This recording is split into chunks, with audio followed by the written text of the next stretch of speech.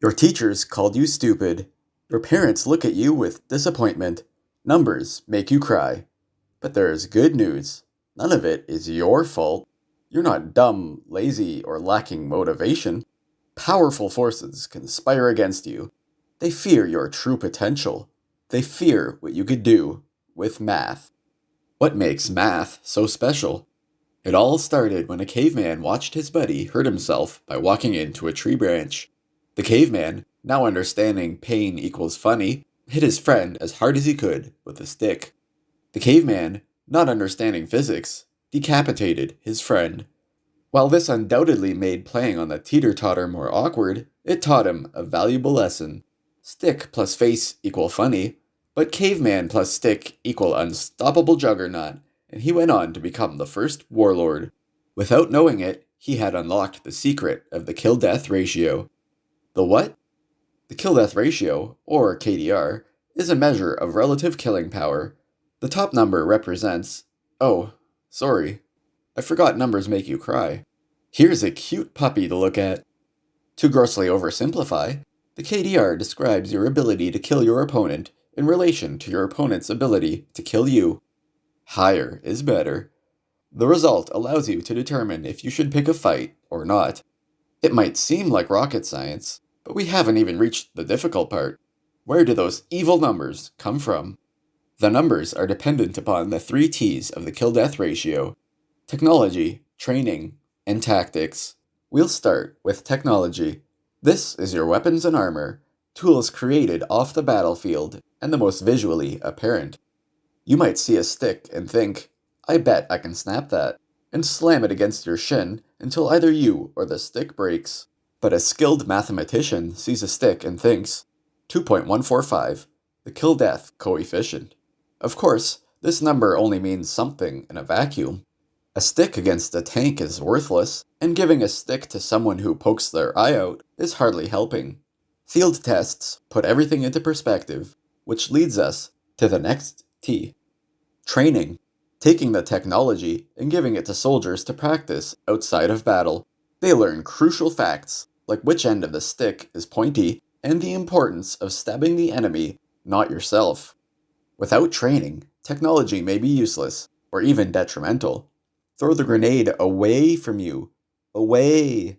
If the technology doesn't work, mathematicians return to the drawing board. And if the soldiers don't work, they are easily replaced. So technology and training are important, but if soldiers are instructed to jump off a cliff, they're still not very useful.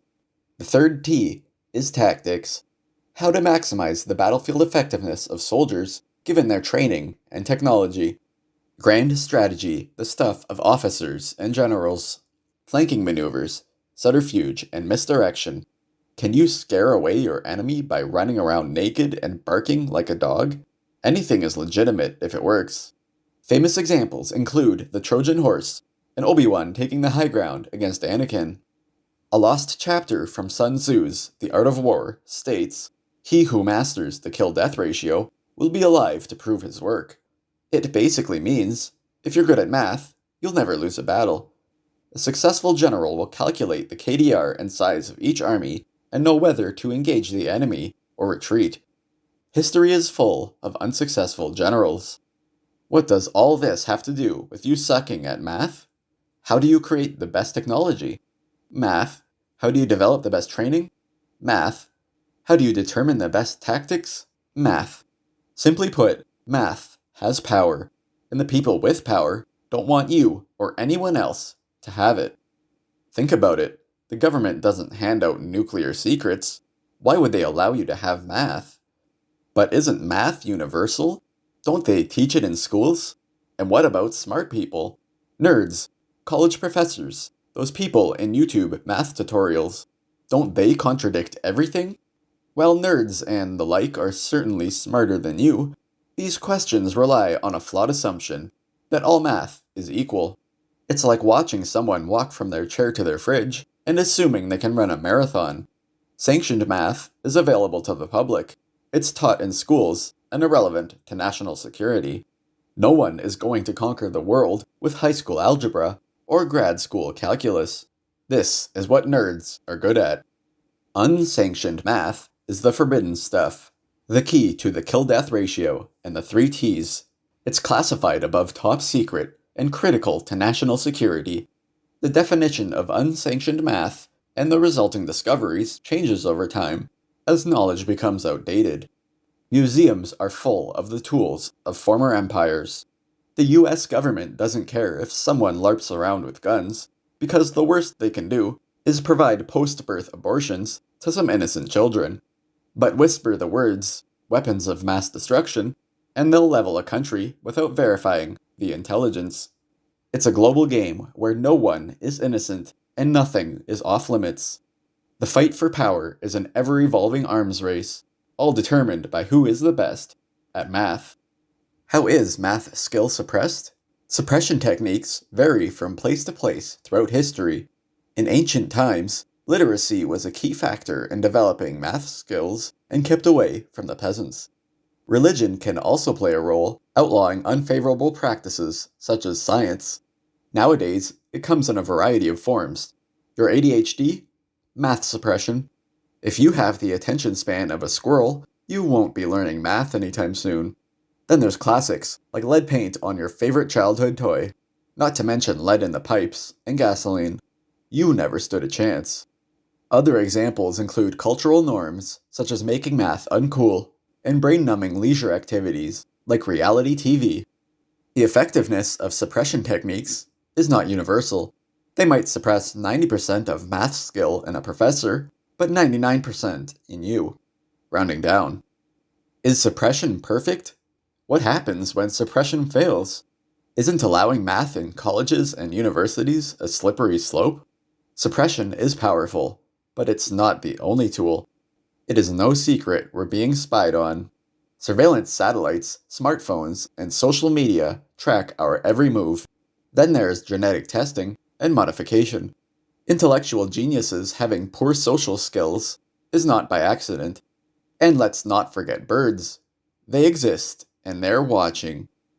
The vast majority of potential candidates are deemed to not pose a threat, and the rest of them disappear. This might sound like a problem, but it's kind of like a tree falling in the woods. If an antisocial nerd is abducted, does anyone miss them? So who is allowed to practice unsanctioned math? Some of the socially awkward abductees are recruited, and genetic testing finds others, but most mathematicians come from secret breeding and testing facilities. These are the people pushing boundaries, and the ones actually good at math. They have clearance above top secret, and are above spies on the espionage totem pole. Their job is national security and keeping the existing power structures in place. Think the Manhattan Project, or whoever made sugar so darn addictive. Any serious power has them, and discoveries are jealously guarded, even from allies. When World War III breaks out, you'll see their work, probably just before it kills you. Nukes may fly, and markets may fall. Ice caps might melt, and oceans may boil. Cities might burn, and populations may crumble. But for every disaster, there are people who profit from it. Would it surprise you if I said there's already a Mars colony? Teleportation, mind control, the Matrix. Unsanctioned math has limitless possibilities.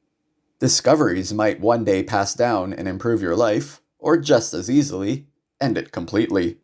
We are entering a unique period of unsanctioned math, where it can quite literally end human civilization as we know it.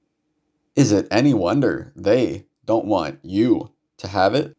So forget about trying to convert imperial to metric, or calculating that tip at the restaurant, and embrace it. Yes, you suck at math, but like everything else in your life, it's not your fault.